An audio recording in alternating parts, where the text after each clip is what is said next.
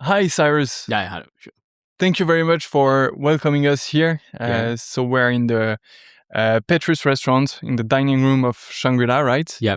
So we are in the heart of Hong Kong. I think you guys, if you are on YouTube, you can see behind me that the location is absolutely perfect. So we True. are in just above Pacific Place, so really a center of Hong Kong and of the energy here. Yeah. We'll talk about your career as a sommelier. We'll talk about the Shangri-La, of course, and about a lot of other things. But first, can you introduce yourself? Yeah, for sure. Yeah. So, hello everyone. I'm Cyrus Ho. So I'm now the hotel sommelier in Shangri-La Group. I'm taking for now. We have 8 restaurants. So for all the wine program in Shangri-La Island Shangri-La Group here. So we have Petrus for the restaurant. When we have a different another outlet, we have also Chinese cuisine, Japanese, everything. So and also we have a more wine for our banquet event teams also. So basically like this I'm doing. But we will talk more about yeah, we'll talk about these places. Yeah. You always wanted to work in the wine industry. How did it come to you? It's not also work in the wine, but it's of course someone that guide me, and it's my mentor also. Actually, I start from my studying. I'm product design. Design that part. So when I graduated from the school is product design. So I started to I didn't work in the design industry. So after that I go in a restaurant to just serve in a hotel restaurant for wait part time something. I remember that one is Lingham Hotel in Shimsha, that one. Okay.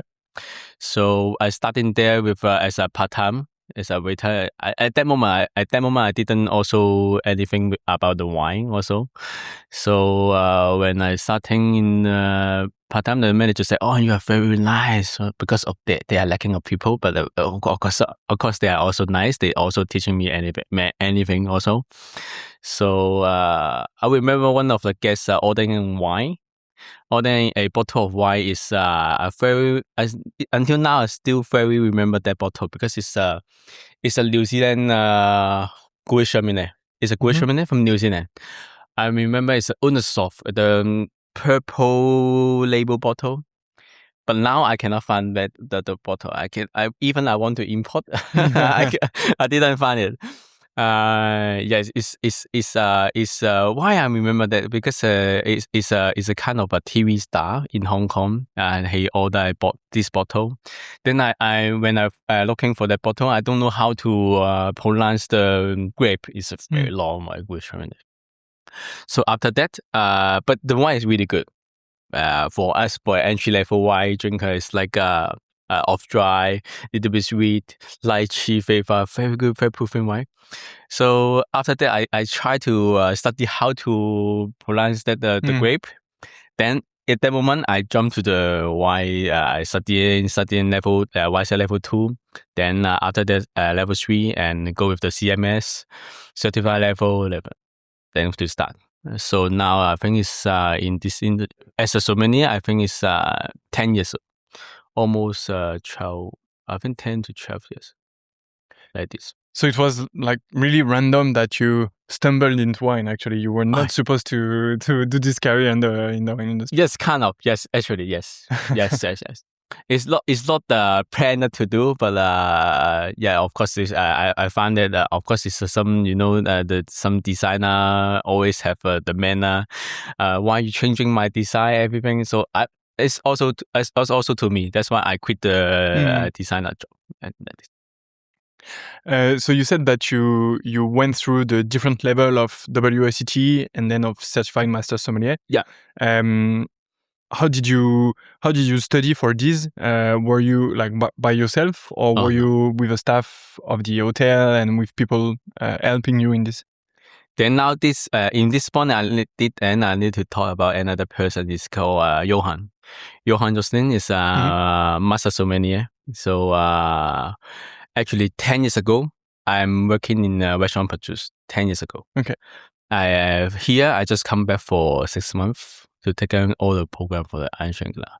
For my career as a sommelier title, I start in restaurant Petrus. And who is the one that hire me is Yohann.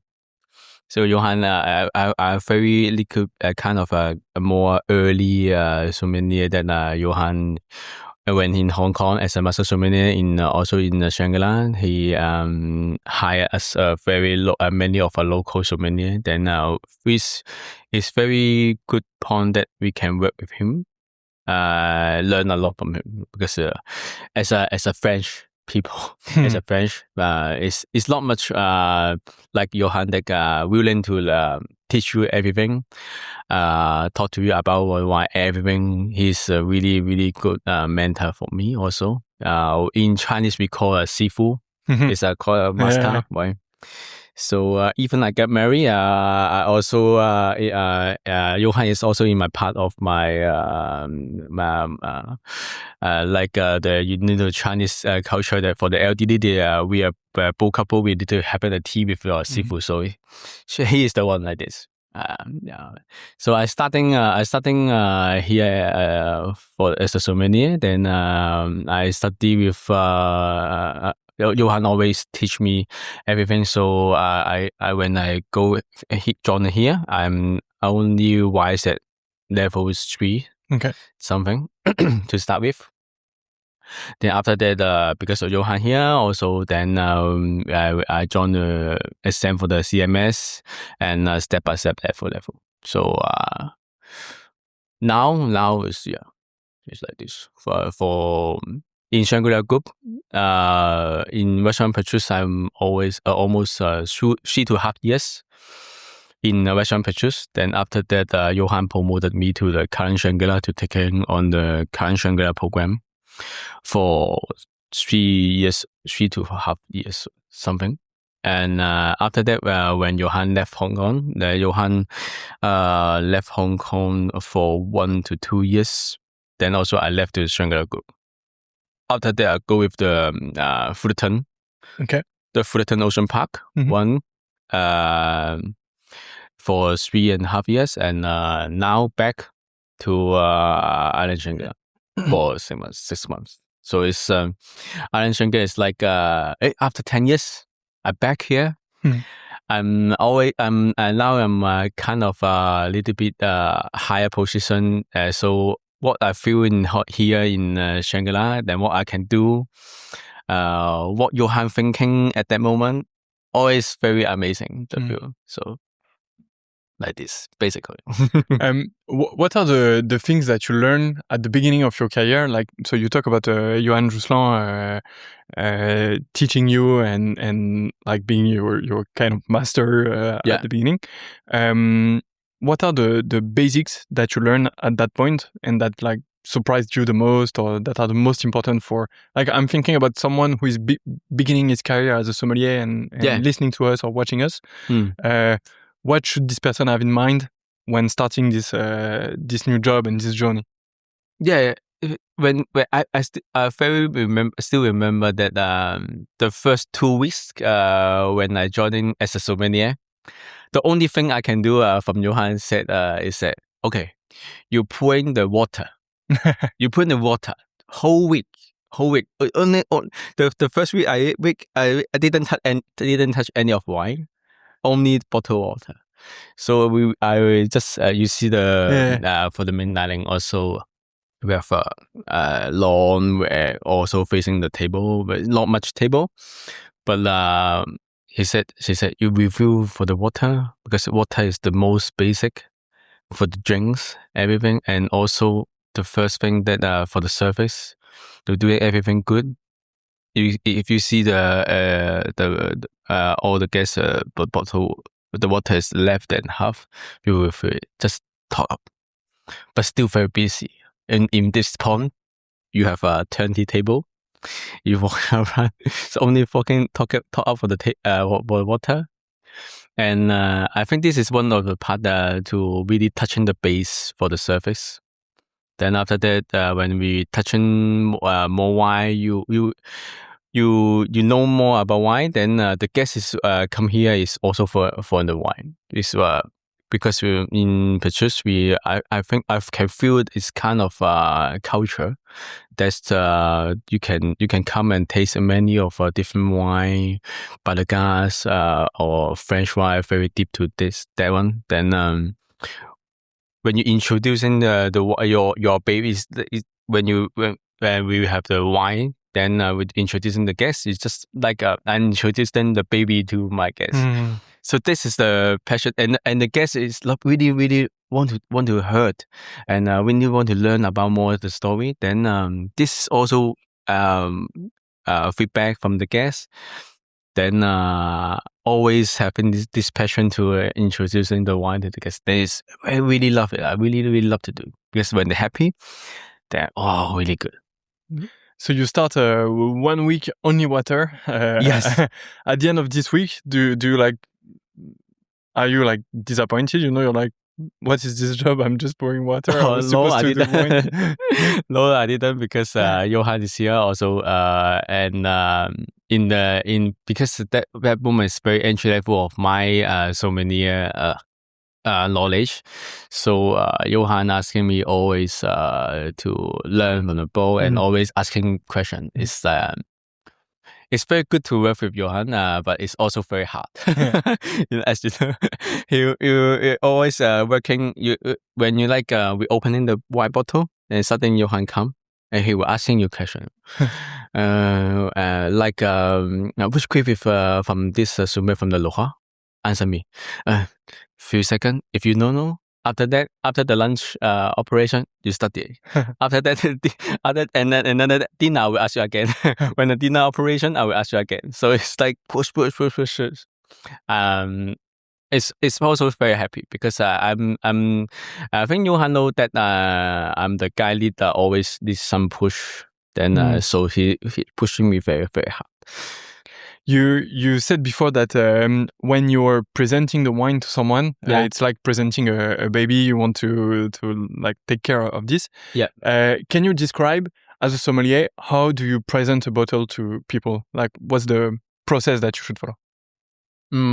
I think for the first, we start with the wine list. So we come with the wine list. I always try to talk with the guests. That's why, because for the taste is very personal. I need to know which part of the taste from the guest.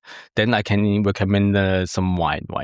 So it's very important for me to know that how almost the guest tasting, because someone like dry, someone like a little bit sweet. But of course, the guest, some kind of a guest, they want something sweet. They didn't actually want something sweet, right? It's just like a more maybe hints of a sweet. In my mind, it's like a more fruity. Because at the end, if you take a really sweet wine, then they don't like it, right? Always like this. So I will ask really how is their flavor like it. Then I introduce in the wine. Then to make sure that the wine that I introduce to them is really fit for them. Why? So we take the wine. So from the cellar, we have a wine bucket. The wine just sliding down there. Then we take in the bottle to the guests, and as you how is it? Just checking for the label. Then after that, we open it first. And the tasting. Then when the guest tasting the wine, then we can something feedback story. Then we can just first pour. Then we can talk a little bit more about the story like this. Yeah, so there are a few things from that, but I think it's interesting. I've seen a lot of people asking, why do sommelier show the bottle before opening it? Yeah. And so the answer is basically so that you can know, you can confirm that the label is the one that you ordered. Yeah, of course. If I open Petrus 05, I'm not sure that I'm correct or not. Are we showing the bottle to you as Petrus 05? Yes, confirm. It's also like this. Yeah, to show in the label, then... because, for some guests, it can be a bit impressing sometimes, or they don't know why people are doing this. Oh, and really? I saw people asking online Why need to show me the label? Yeah, what should I do when the sommelier shows me the label? It's just like confirm that's the right bottle. Just confirm. Because sometimes guess is they didn't open the wine list. He just verbally tell me what bottle they want. So we some kinds of that we did also always need to confirm why.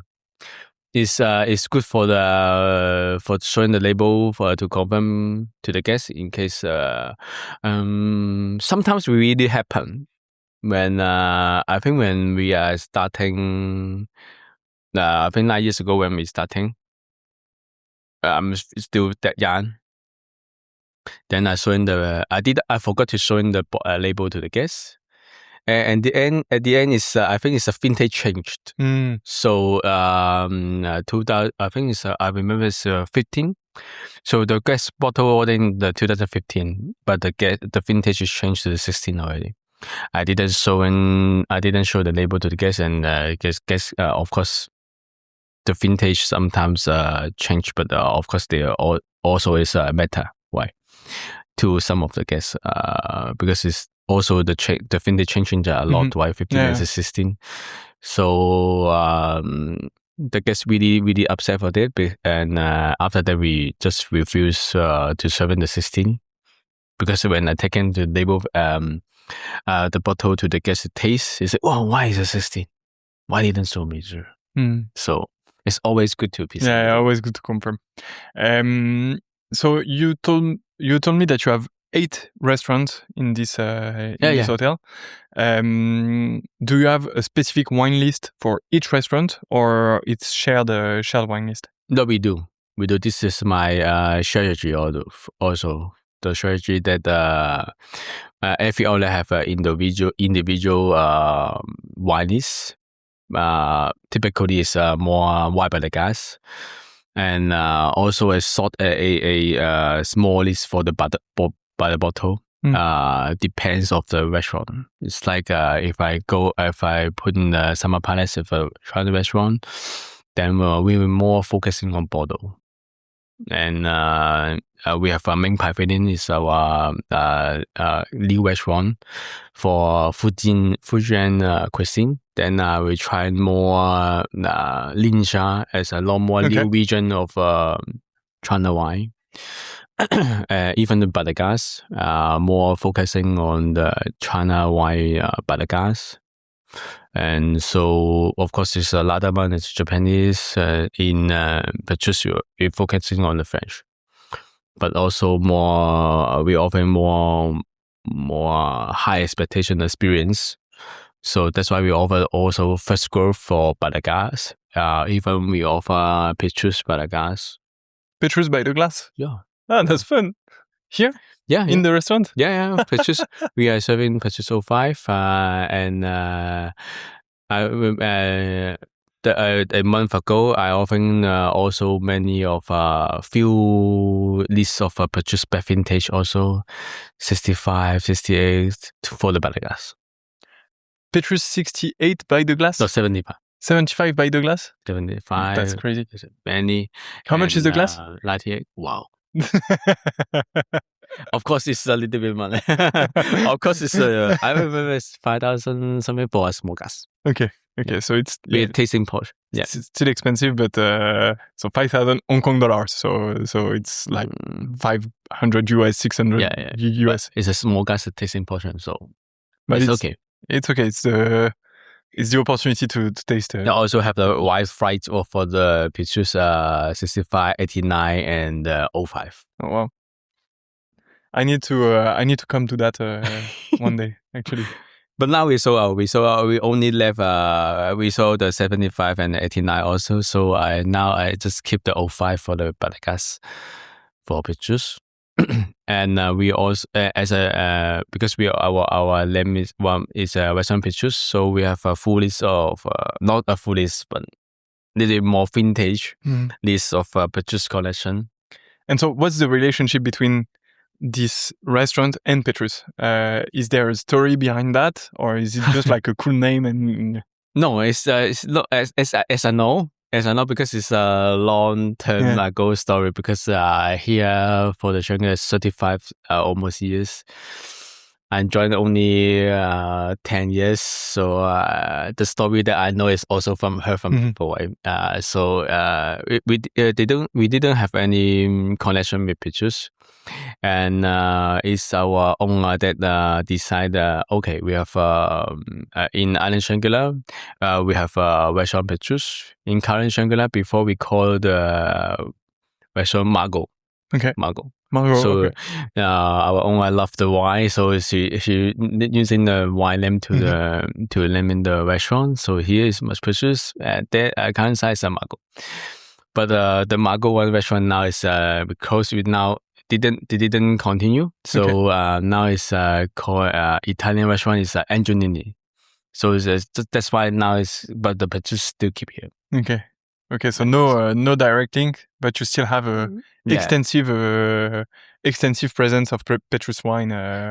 Because we are still we didn't have any connection, but because of the same name, that's why we doing the connection of the Petrus. Okay, so I will come to taste Petrus by the glass. I will come back for that. Marine is smiling behind the camera, but I will be the only one tasting.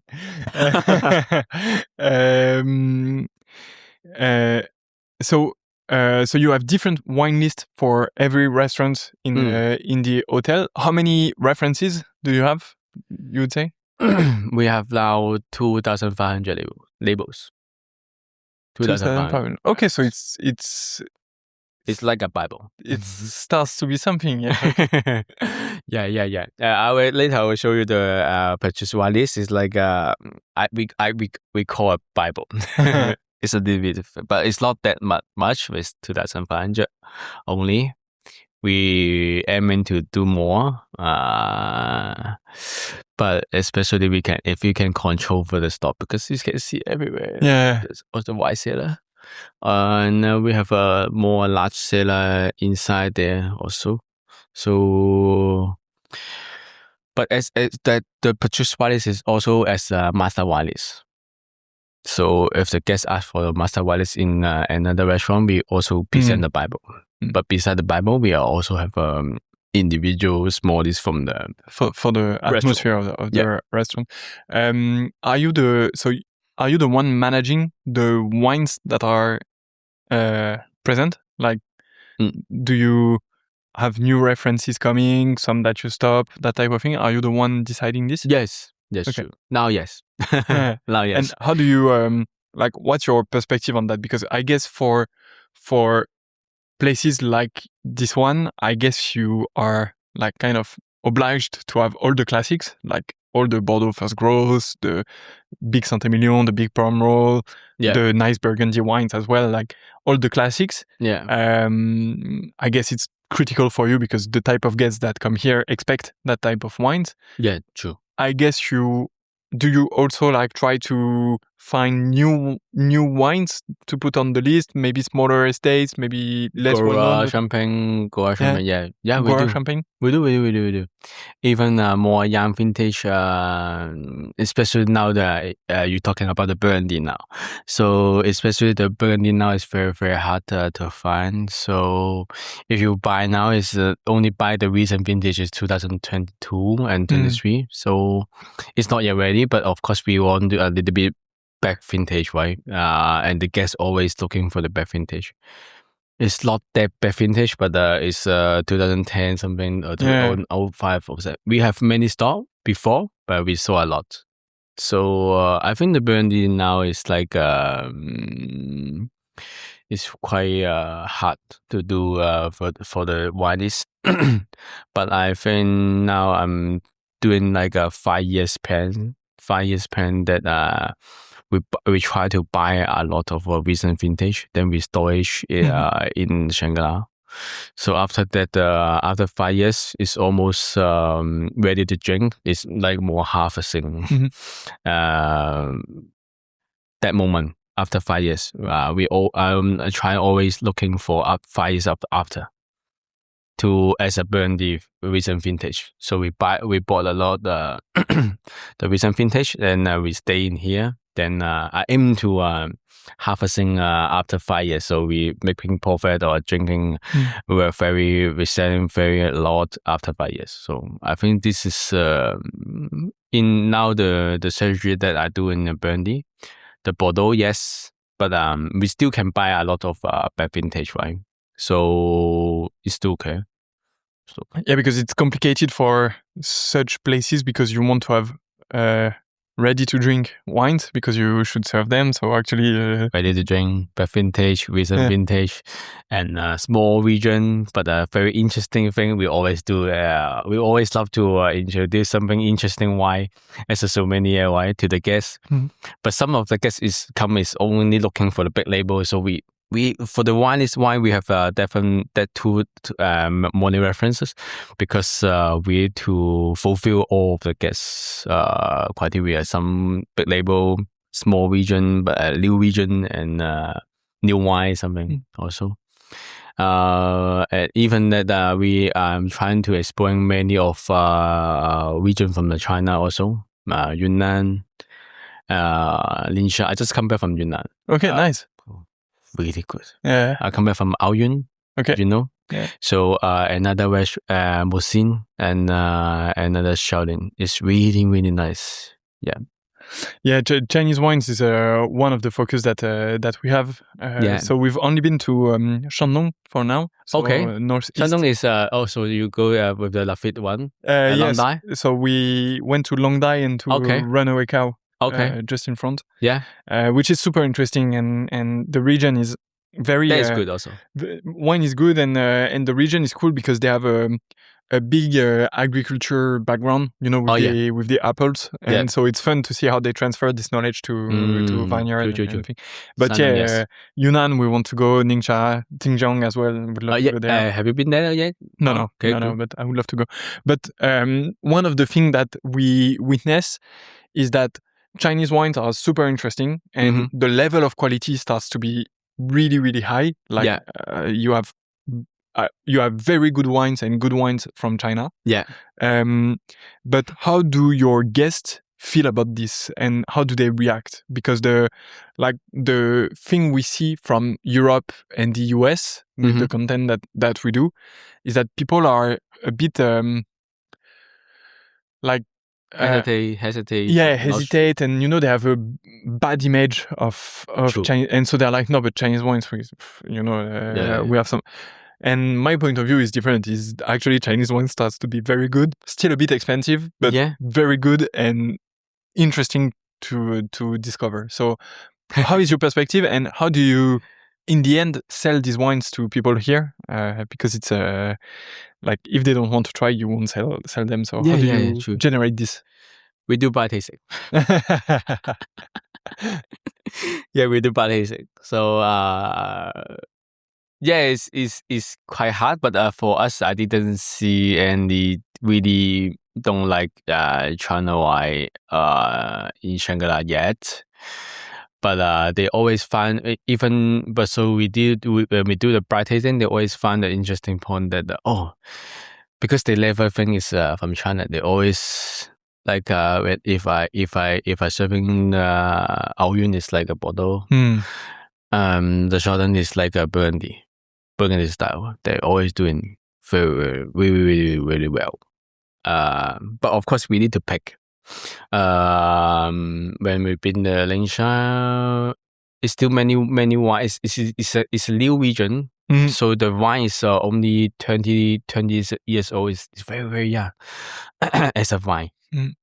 So they actually in fact they need more time. They need more few 10 to 20 years to develop the vine. But you need to for us as a sommelier, I picked the best view from Ningxia back to Hong Kong, from Yunnan back to Hong Kong.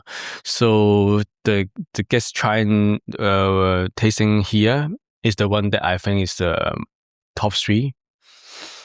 Then let them to have putting on the list. So it's not that much problem because they know us and they know me also. They won't they know me. I won't introduce something shit. Very disappointed things to them. So So every time they really need the sommelier to introduce the wine. So when the wine have a sommelier say, oh, it really good to try, they're willing to try also. So sometimes I do blind tasting. So guess what is that? They never correct. Yeah, but for Never. Chinese wines, it's complicated to be correct because They never. like they still don't have, I think, compulsory grapes that they need to use. They have compulsory styles. Chardonnay, Cabernet Sauvignon. So Sometimes they have Marcelin. from the Ningxia, and now they have a Shiha. Also really doing really good. Especially from Yunnan, they are very, very high altitude, 2,300 meters in the vineyard. Yeah. Really good. The microclimate, you can see the microclimate is amazing.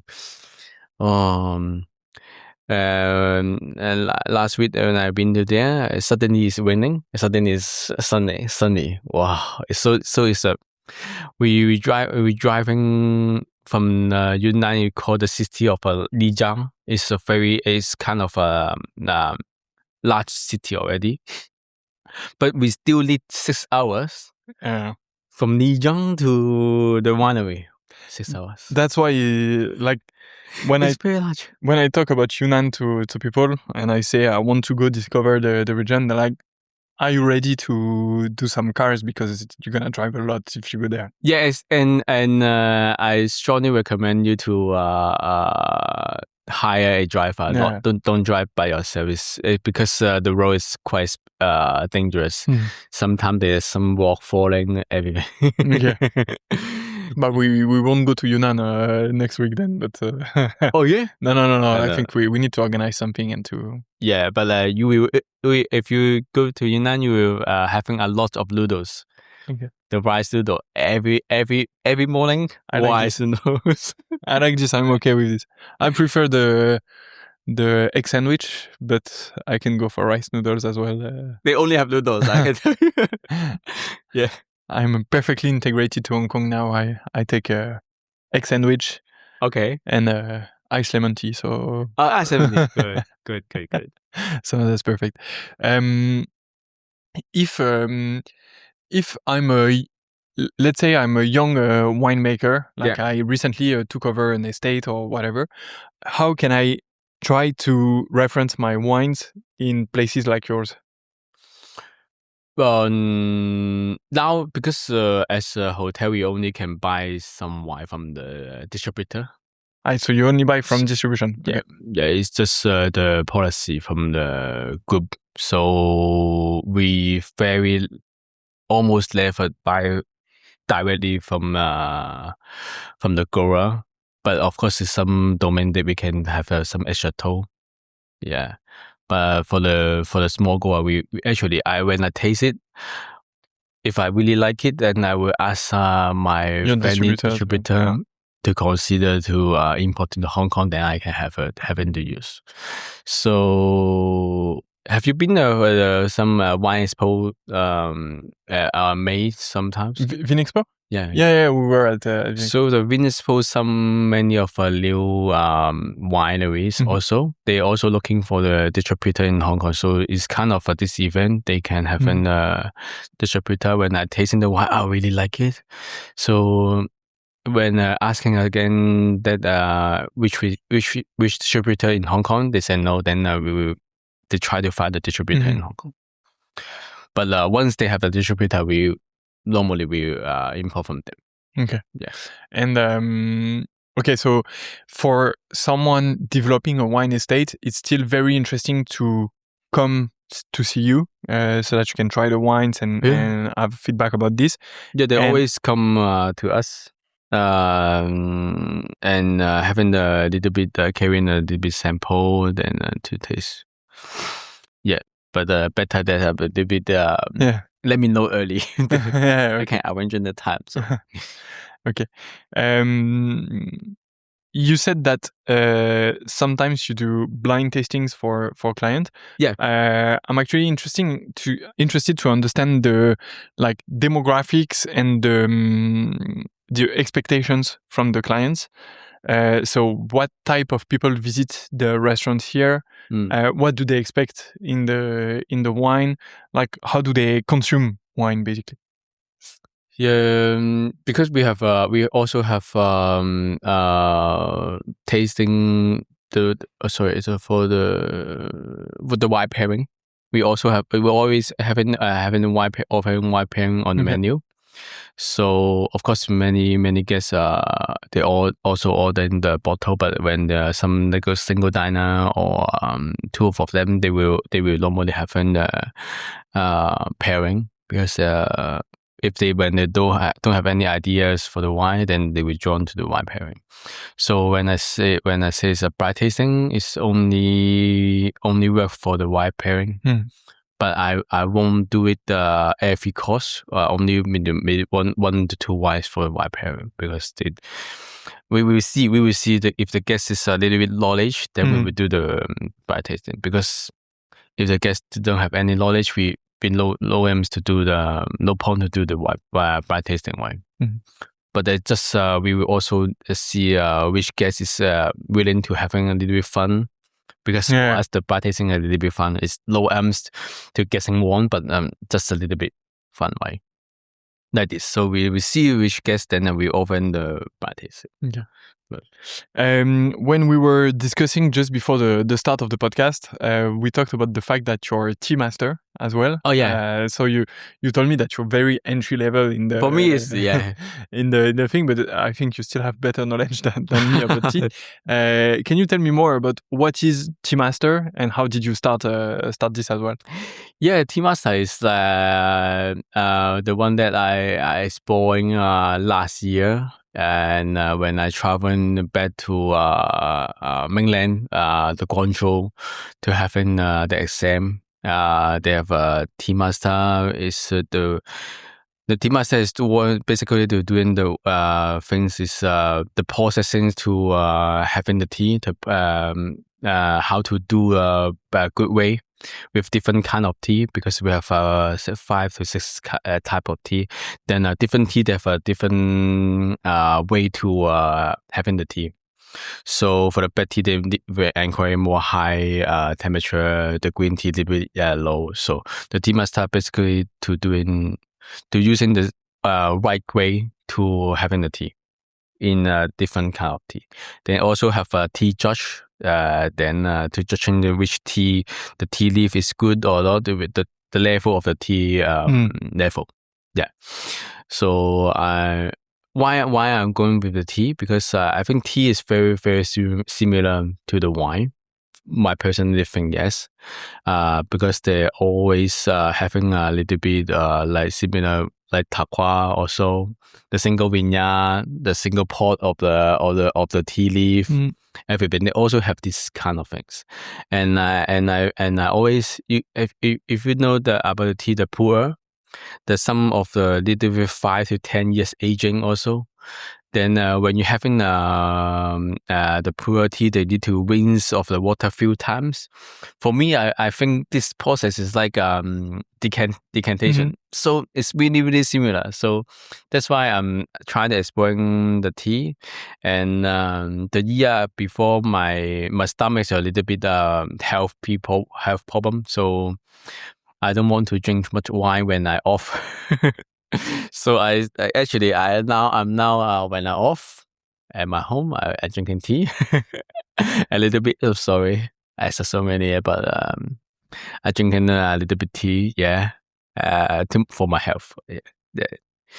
So that's why I exploring for tea. It's very very similar. So, and also I think it's the tea sales and also the tea experience is now more important in Hong Kong, especially now. Many of teenagers, they didn't drink wine, they consuming more non-alcohol beverage. I think this is the problem now, as I can see, I can feel it. That's why I studying for tea. So, and you can see that's 2 years, the sparkling tea is very, very on fire, right? The Cyrus Ho, they're doing very well. And that's why I go with the tea. I think I need to have some more tea knowledge. That's why I go to tea master. And so you made the transition, but my next question was: do you see the rise of non-alcoholic beverage in the Shangri-La? Yeah, I see.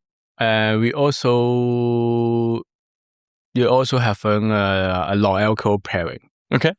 Yeah, low alcohol pairing. And it's what? It's mainly tea inside. We have tea. We have grape juice. Yeah. We have some mocktail.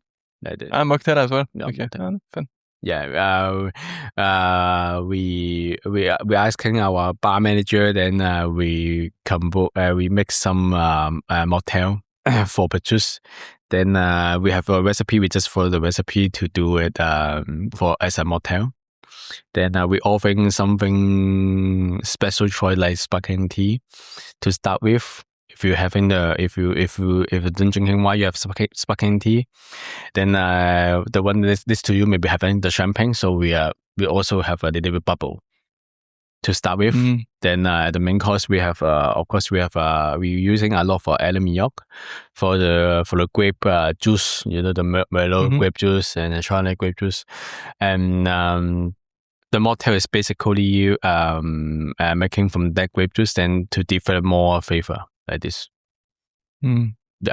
So we in Shangri-La we also exploring our own cocoa tea with the real tea master in Mingpai Pavilion. We have the real tea master. Then she is making the one that the cocoa tea for us also. Okay. So it's good. I think it's I think I saw the trend a little bit. As you can also, maybe I'm not sure you can feel not the teenagers now. Yeah, they don't drink wine, and I think it's part of responsibility for the one that because some kind of I think maybe they feel the wine is very hard to contact because you need to have some little bit basic knowledge. Then you need to how to know to pick in the wine. So the new generation they now not ordering many of wine, maybe beer. So I can see that less than less now the young generation drinking the wine. I think this is the problem. And I think need to more going out to introducing wine and let them to have a little bit basic knowledge. So I always holding some tasting cards to let. I think it's the Sommelier now is the holding the tasting cards to the customer or friend, everything. We just having a little bit entry level price, let them to taste the wine, then maybe making some friends, just casualing. Then I think need to bring the interest for them. Why? 100%. Unless you can see 5 years, 5 and 10 years after, no one drinking wine. Yeah. Yeah. And then the whole business is called. Yeah, 100%. And I think that's critical. That's also why we are doing this podcast. So I hope you guys, enjoy it. Thank you very much for this interview. It makes me very curious to also see this non-alcoholic pairing. Actually, I once interviewed a sommelier in Paris, and he was doing non-alcoholic beverage pairing as well. And he told me something that was very interesting. He told me, when I do this non-alcoholic beverage, I want the guy having the alcoholic beverage to be jealous of the other one, because sometimes... Why? Because sometimes when sometimes the choice of non-alcoholic beverage is very bad, and you know what I mean? You are in an amazing restaurant, and either you have wines, either you have